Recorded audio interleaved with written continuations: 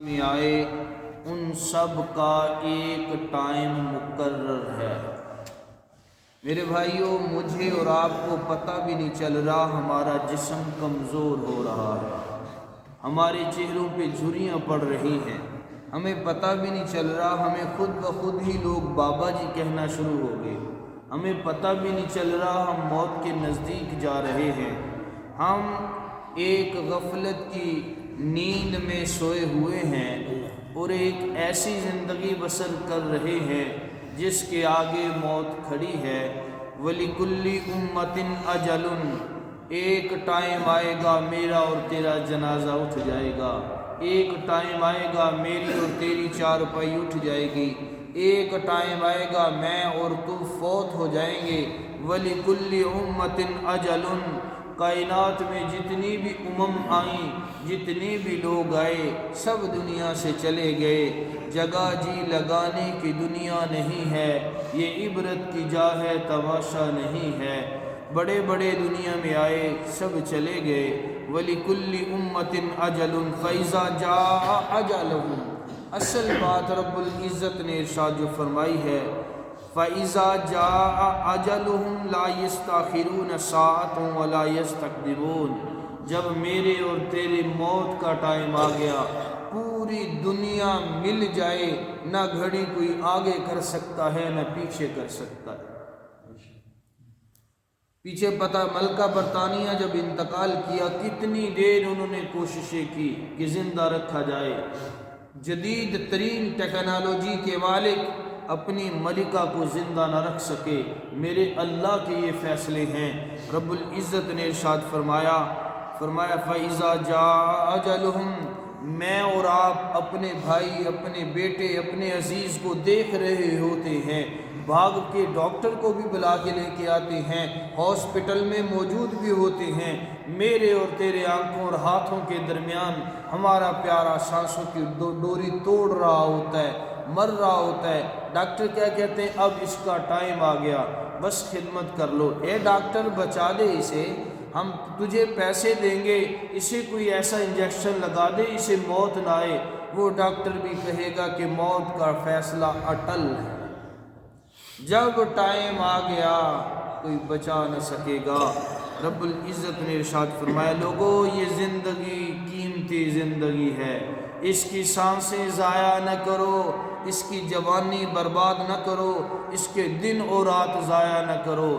تو میرے بھائیوں، مسجدیں بڑی بڑی، ہر محلے ہر گلی میں مسجدیں بن گئیں، مدارس بن گئے، مگر نمازی نہ بنے، مگر ہم اپنے آپ کو بدلنے والے نہ بنے، اللہ سے ملنے والے نہ بنے، یہ زندگیاں ضائع کر رہے ہیں۔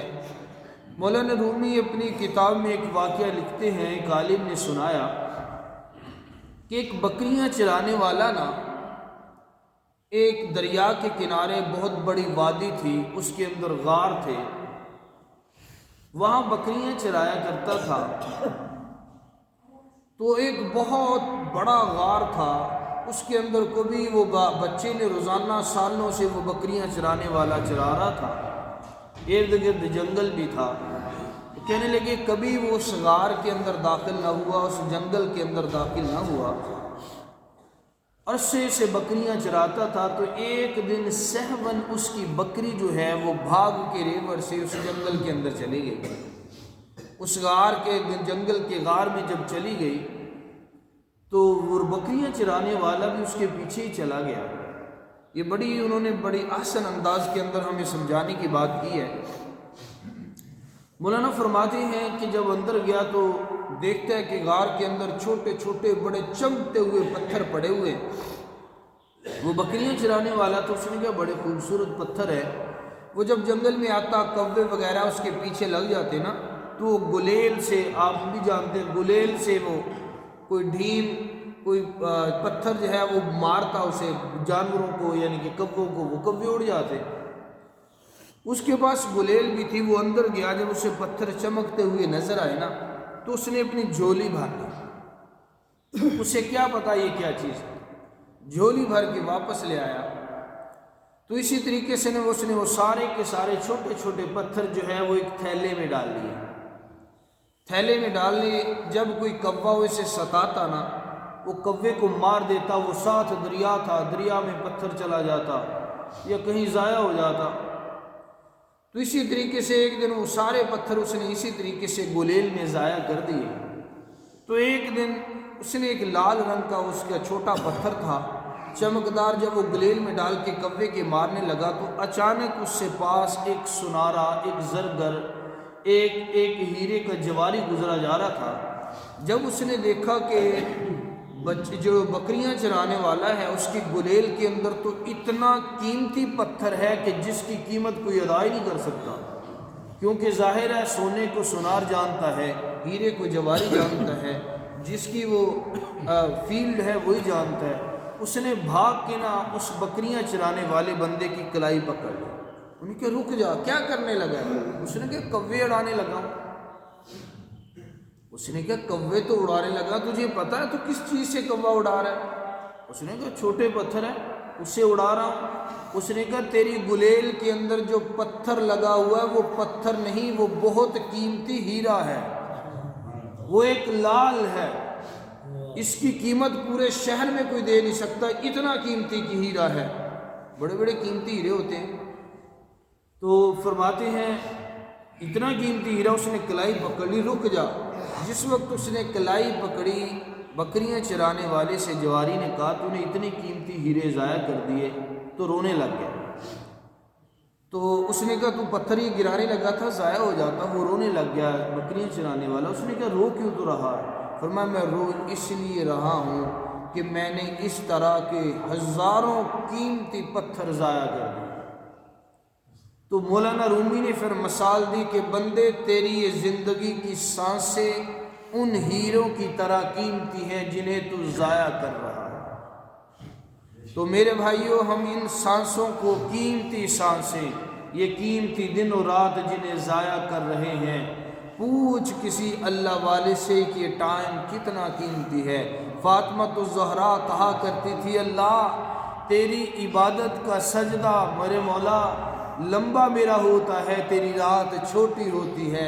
اللہ فاطمہ سجدہ کیا کر تو رات لمبی کر دیا کر، اللہ تیری رات چھوٹی ختم ہو جاتی ہے، فاطمہ کا سجدہ ختم نہیں ہوتا۔ ہم اپنی سانسیں ضائع کر رہے ہیں بھائیوں۔ بڑی بڑی مسجدیں ہیں، قالین بچھے ہوئے ہیں، مگر نمازی نہیں ہیں۔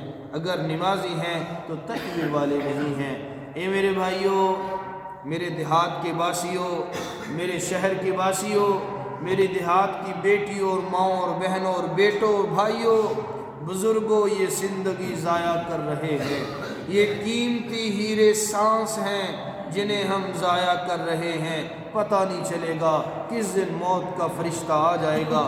علماء فرماتے ہیں موت کے منظر کے اندر بھی یہ واقعہ لکھا ہوا ہے کہ جب کوئی گھر والا فوت ہوتا ہے، گھر والے اس کے پیچھے چارپائی کے اوپر اسے رکھ کے پھر سائڈ پہ بیٹھ کے روتے ہیں، تو ملک الموت آتا ہے، آ کے فرشتہ جو ہے وہ اس کے اندر کھڑا ہو جاتا ہے دروازے کے اندر اور آواز دیتا ہے گھر کے اندر رونے والوں کیوں رو رہے ہو؟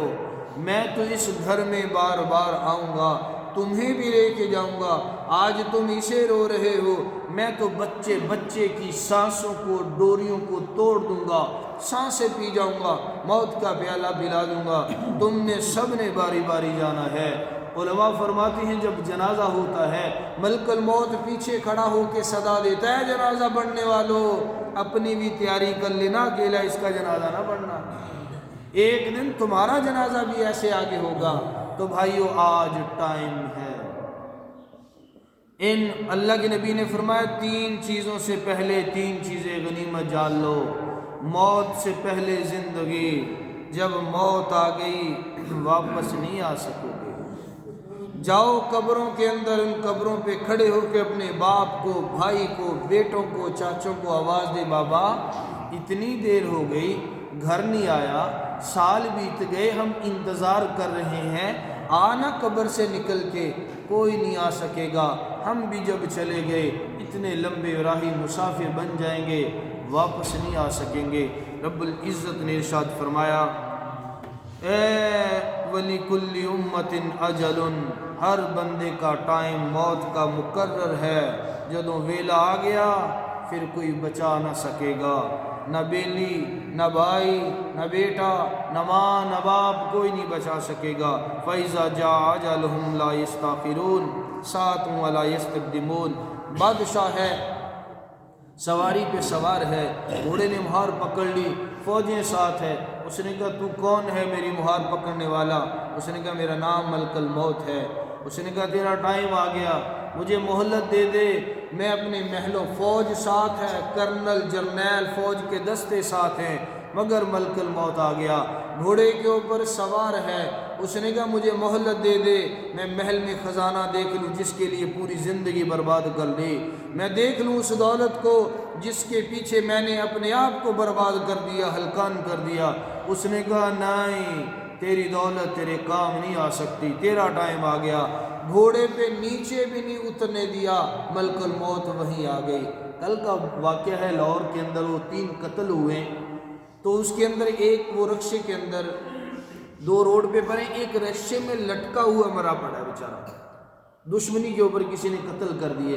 یہ قتل و غارت، یہ زندگیاں چلی، وہ رکشے کے اندر لٹکا ہوا ہے، پاؤں اوپر ہے، سر زمین پہ لگا ہوا ہے، خون بہہ بہہ کے وہ قتل ہو گئے، گولیاں مار دی گئی۔ بھائیو، زندگی بربادیوں کی طرف جا رہی ہے، اپنے آپ کو اصلاح کی طرف لے پائے گا۔ چڑھتا سورج دھیرے دھیرے ڈھلتا ہے، ڈھل جائے گا۔ میری اور تیری جوانیاں ڈھل رہی ہیں، مگر ہمیں خبر بھی